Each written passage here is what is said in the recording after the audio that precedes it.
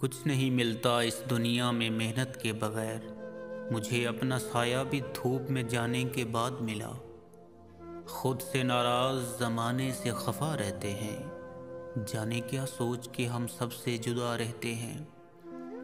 अब तो खुश नज़र आता हूँ मैं, कैसा फनकार हो गया हूँ मैं।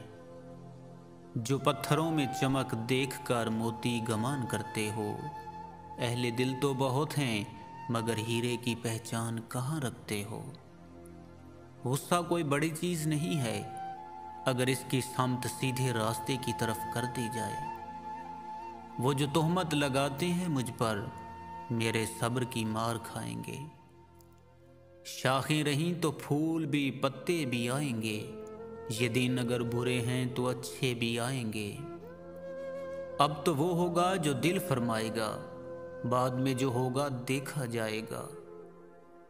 बचपन वाले खिलौने पूछ रहे हैं कि कैसा लगता है जब कोई खेलता है तो। गरूर किस बात का साहिब, आज मट्टी के ऊपर कल मट्टी के नीचे। मंजिल तो मिलेगी भटक कर ही सही, गुमराह तो वो हैं जो घर से निकले ही नहीं। जो इंसान पानी से नहाता है वो लिबास बदलता है, मगर जो इंसान पसीने से नहाता है वो इतिहास बदलता है।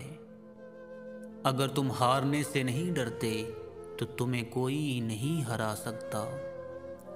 ख्वाब जिनके ऊंचे और मस्त होते हैं, इम्तिहान भी उनके ज़बरदस्त होते हैं।